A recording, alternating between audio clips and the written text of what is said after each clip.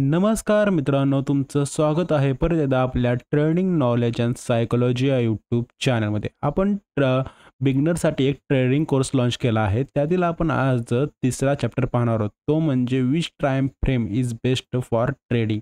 बघा, 15 minute is best. 15 minute is simple to understand technical analysis. बघा, analysis करताना आपल्याला ट्रेडिंगमध्ये ॲनालिसिस करताना 15 मिनिटं खूप महत्त्वाचं कॅन्डल आहे. तर त्याचे आपण काही पॉझिटिव्ह पॉईंट पाहूया. पण त्याच्या आधी आपण तुम्हाला एक सांगतो, ही जे सगळे आपण पॉईंट पाहणार आहोत ना, तर त्या पॉईंटचे आपण काय करणार आहे, practice on main chart. Main चार्टवर आपण हे सगळे प्रॅक्टिस करणार आहोत. मेन चार्टवर हे जे प्रॅक्टिस करणार आहोत. ठीक आहे. तर बघा, पहिला पॉईंट बघा काय येतो इथं.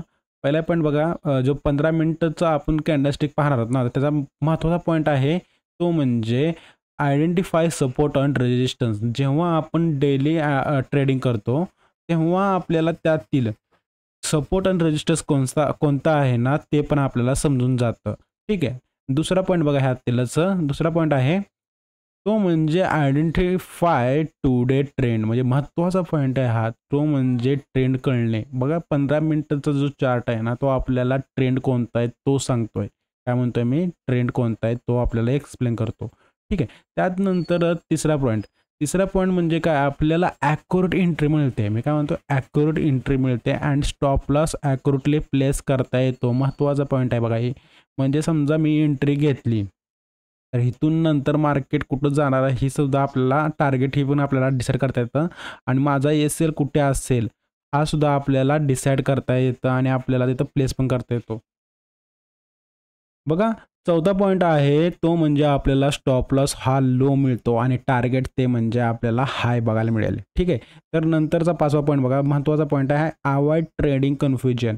आणि अदर टाईममध्ये काय होतं बघा, अदर टाईम फ्रेममध्ये जर समजा तुम्ही 5 मिनटं घ्या, 1 मिनटं घ्या, त्यामध्ये आपल्याला जास्त मल्टिपल एंट्री मिळतात. त्यामुळं आपल्याला जास्त एंट्री मिळण्यामुळे येणारा तो म्हणजे लॉस, स्ट्रेस, सायकोलॉजी, इमोशन हे सगळे येतात. आणि त्यामधून महत्त्वाचं म्हणजे काय, की त्यामध्ये आपले जास्त करून एस-एल हिट होण्याचे चान्सेस जास्त आहेत. कारण की तो आपल्याला दाखवतो सेटअप आपला असा होणार आहे, पण नंतरच्या वेळी तो नंतर एस-एल हिट झालेला पण दाखवेल. कारण की त्यामध्ये कन्फ्युजन जास्त असतं. ह्यामध्ये आपल्याला जास्त करून बघायला गेलं तर जर व्होलॅटिलिटी ह्यामध्ये कमी असते. ठीक आहे. आणि जर अदरचं जर कंपेअर केलं तर त्यामध्ये व्होलॅटिलिटी आपल्याला जास्त पाहायला मिळेल. ठीक. त्यामुळे आपल्याला हा जो 5वा पॉईंट आहे ना, अवॉइड ट्रेडिंग कन्फ्युजन, हे सुद्धा आपल्याला इथं महत्त्वाचा पॉईंट बघायला मिळेल आपल्याला. ही पॉईंट आपण प्रॅक्टिस करणार आहोत. कशामध्ये, आपण मेन चार्टवर प्रॅक्टिस करणार आहोत. त्याआधी सगळे फक्त पॉईंट बघून घ्यायला आहोत. ठीक आहे. नंतर बघा, आता जसे चांगले काहीतरी पॉईंट असतात तसे निगेटिव्ह पॉईंट आहेत. काय म्हणतो, जसे चांगले पॉईंट आहेत ना तसे निगेटिव्ह काही पॉईंट आहेत. त्यातील म्हणजे पहिला पॉईंट बघा, की stop loss are big some time. म्हणजे कधी कधी समजा एंट्री घेताना जो आपला स्टॉप लॉस असतो ना, तो आपल्याला बिग पाहायला मिळेल. काय म्हणतो मी, बिग पाहायला मिळेल. पण एंट्री म्हणजे टार्गेट पण तसंच असेल. हां हां ठीक आहे. दुसरा पॉईंट बघा, sideways market all setups are fail. मी काय म्हणतोय, सॅडवेवचं मार्केट जेव्हा असेल, तर बघा सॅडवेवचं मार्केट म्हणजे तुम्हाला ऑलरेडी माहिती आहे. जेव्हा मार्केट ह्या झोनमध्ये ट्रेड करत असेल, ह्या झोनमध्ये असतं, तर त्यावेळी तुमचे जे सेटअप असतात ना, त्या आणि ते कोणत्या पण टाईम फ्रेममध्ये असू द्या, ते काय होणार आहे, फेलच होणार आहेत. काय काय म्हणतो मी, फेलच होणार आहे. ह्यावेळी तुम्हाला फक्त एस-एल देऊन एक्झिट करणं हे गरजेचं असतं. ठीक आहे. आणि नंतरचा तिसरा पॉईंट काय बघूया आपण. तिसरा पॉईंट आहे तो म्हणजे इव्हेंट डे. आता जेव्हा इव्हेंट डे असतो बघा, जेव्हा जेव्हा इलेक्शन, परत म्हणलं तर फेडचे रिॲक्शन किंवा कुठल्या स्टॉकचं ही होत असेल, रिझल्ट डे असेल, त्यावेळी आपल्याला व्होलॅटिलिटी जास्त पाहायला मिळते आणि त्या व्होलॅटिलिटीमध्ये आपल्याला स्टॉप लॉस हिटिंग होण्याचे चान्सेस जास्त असतात. काय म्हणतात, स्टॉप लॉस हिट होण्याचे चान्सेस जास्त असतात. ठीक आहे. नंतरचा पॉईंट बघा, नंतरचा पॉईंट येतोय तो म्हणजे स्मॉल एंट्री आर्मीस. म्हणजे हे सांगायचं आहे काय, की जेव्हा मार्केट हे होतं, काय म्हणतात, चालू होतं, तर त्यावेळी आपल्याला जे स्मॉल एंट्री मिळतात, जे 5 मिनटं 1 मिनटामध्ये, ती एंट्री आपल्याला ह्या 15 मिनटामध्ये मिळणार नाहीत. ही जी 15 मिनटाची एंट्री असतात ते म्हणजे आपल्याला लॉंग टार्गेट 100-150 पॉईंटचे टार्गेट आपल्याला मिळून देणार असतात. पण 1 मिनटं 5 मिनटाची जी एंट्री आपण घेत आहोत, त्या टाईम फ्रेममधून जी एंट्री घेतो ना, तर त्यामध्ये आपल्याला स्मॉल एंट्री जी मिळतात ते हात मिळत नाहीत. पण ह्याच्यामध्ये एक चांगला पॉईंट सांगायचा झाला तर त्या स्मॉल एंट्रीमध्ये पण आता आपल्याला जास्त करून एस-एल हिट होण्याचे चान्सेस असतात. ठीक आहे. चला पुढचा पॉईंट काय बघूया 5वा, तो म्हणजे आहे when you are wrong accept this time frame punish hard. बघा ह्यामध्ये आता जी 15 मिनिटाचा जो चार्ट येणार आहे आपला किंवा 15 मिनिटाची कॅन्डलस्टिक, प्रत्येक कॅन्डलस्टिक 15 मिनिटाची असणार, ठीक आहे. तर त्या चार्टमध्ये जर तुम्ही जर रॉंग असाल, रॉंग म्हणजे का आपल्याला ऑलरेडी कॅन्डल पण सांगेल की तुम्ही रॉंग आहात, त्यावेळी जर तुम्ही ॲक्सेप्ट करत असाल तर ठीक आहे. म्हणजे तुमचा जेव्हा एस-एल हिट होईल तेव्हा ॲक्सेप्ट करा. काय म्हणतोय, एस-एल हिट झाला ॲक्सेप्ट करा. जर एस-एल हिट झाला आणि तुम्ही ॲक्सेप्ट नाही केला तर तो पनिश म्हणजे हार्ड पनिश करेल तुम्हाला. कसं, कारण की तो एवढा फास्ट जाईल ना खाली, तर तुमच्या अपोजिट डायरेक्शनला ते तुम्हाला समजणार पण नाही, नंतर एक्झिट पण करू देणार नाही. ठीक आहे. आपण हे सगळे पॉईंट आता काय करूया की मेन चार्टवर तिथे पाहूया. तर आपण काय करूया, तर चार्टवर पहिल्यांदा जाऊया. बघा जे पॉईंट आपण पाहिले होते ना, ते आपण आता प्रॅक्टिकल ॲनालिसिस करूया. त्यामध्ये महत्त्वाचा पॉईंट होता तो म्हणजे पहिला पॉझिटिव्ह पॉईंट आहे, तो म्हणजे आयडेंटिफाय सपोर्ट अँड रेजिस्टन्स. आपल्याला 15 मिनिटाचं कॅन्डल, बघा ही काय आहे की 15 मिनिटाचा चार्ट आहे, दिसतंय ते बघा. हा 15 मिनिटाचा चार्ट आहे. तर आपल्याला ह्या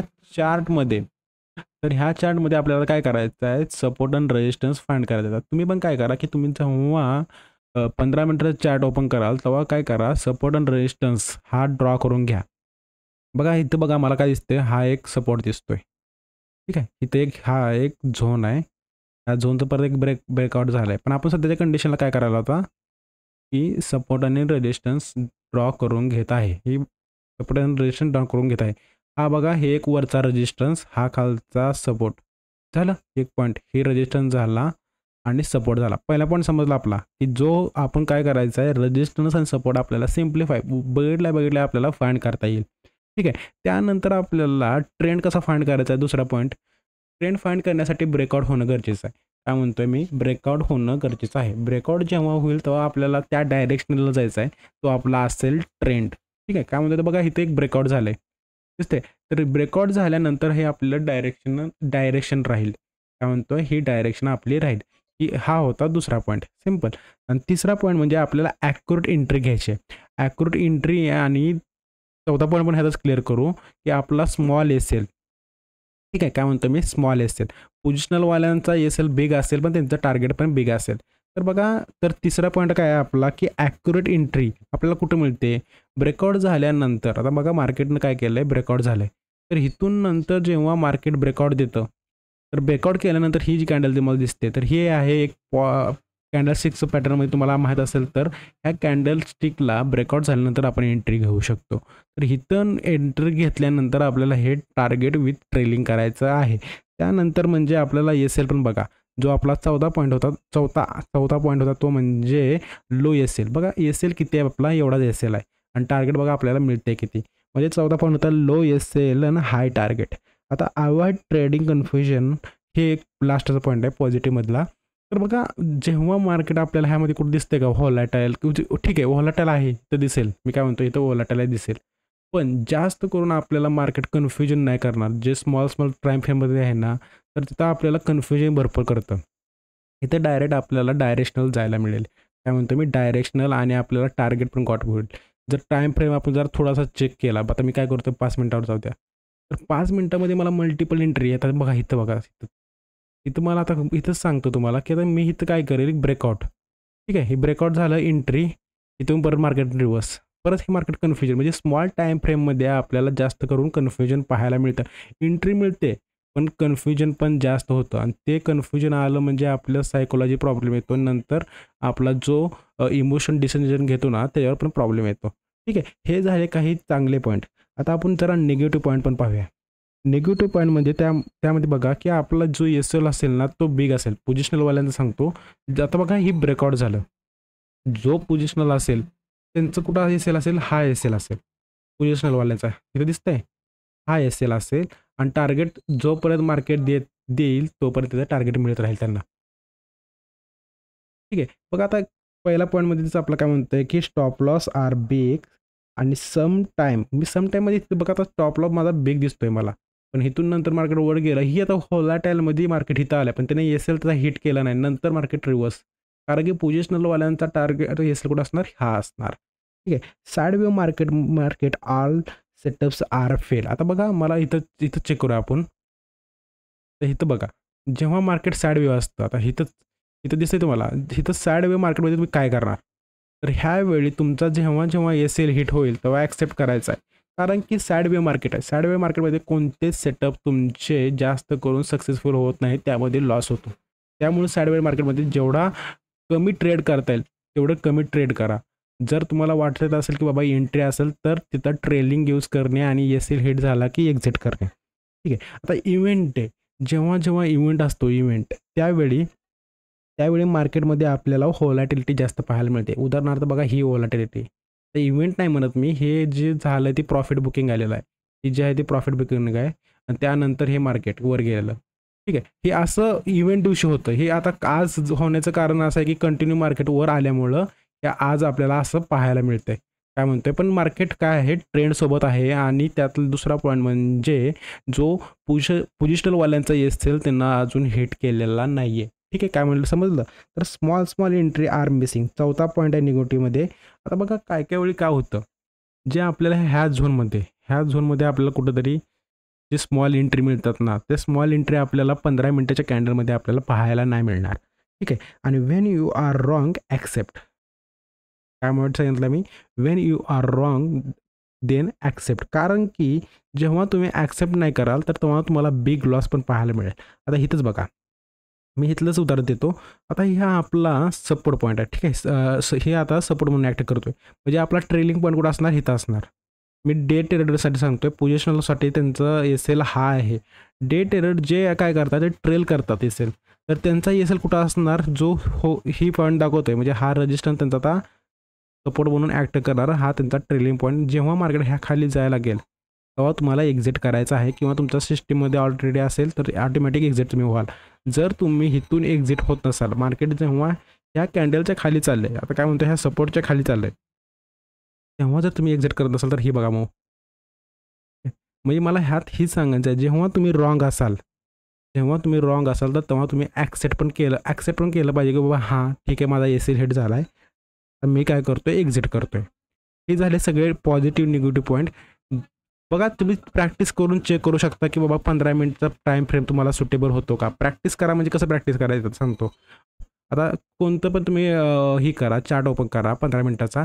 तर त्यामध्ये आपल्याला तुमच्याकडे जर प्रीमियम असेल तर तुम्हाला ते बेनिफिट मिळतं की आपल्याला नेक्स्ट कॅन्डलचं आपल्याला काय करता येतं की ॲनालिसिस नेक्स्ट कॅन्डल कोणती फॉर्म होणार आहे ते आपल्याला इथं रिप्लेस बटन दाबून आपल्याला ही चार्ट आपल्याला वॉच करायला येतो. पण जर तुमच्याकडं प्रीमियम नसेल तर तुम्हाला एक सिंपल आयडिया सांगतो. काय करायचं? हा चार्ट ओपन केला. चार्ट ओपन केल्यानंतर आता इथं बघा आता चार्ट ओपन केला आहे. मी आधी सांगतोय प्रीमियम ज्यांच्याकडे नाही त्याच्यासाठी. आता चार्ट ओपन केला आहे. पूर्ण काय करायचं जे हे आहे का 53,600 इथपर्यंत चार्ट आपला घेऊन जायचा. की आता स्टार्ट झाले. आज स्टार्ट झालेला चार्ट ही आहे. ठीक आहे. म्हणजे आज बघा 19 तारखेला हा चालू झालं. तिथून मी आता ॲनालिसिस करतोय. इथून नंतर मार्केटमध्ये काय होईल तर त्यासाठी तुम्ही काय करू शकता ॲनालिसिस करणार. इथून नंतर तुम्ही काय करायचं नेक्स्ट जे ॲरो बटन असतं ना राईट साईडचा ॲरो दाबायचा. तर तिथे आपल्यानंतर नेक्स्ट कॅन्डल कोणती आहे ती आपल्याला दिसून येईल. तुमच्याकडं प्रीमियम नसल्यामुळे सांगतोय आणि आपल्याला प्रिडिक्ट करायचं आहे की बाबा की हां माझा सेटअप इथं फॉर्म होतोय का. की असं करून आपल्याला प्रॅक्टिस करायची आहे 15 मिनिटामध्ये.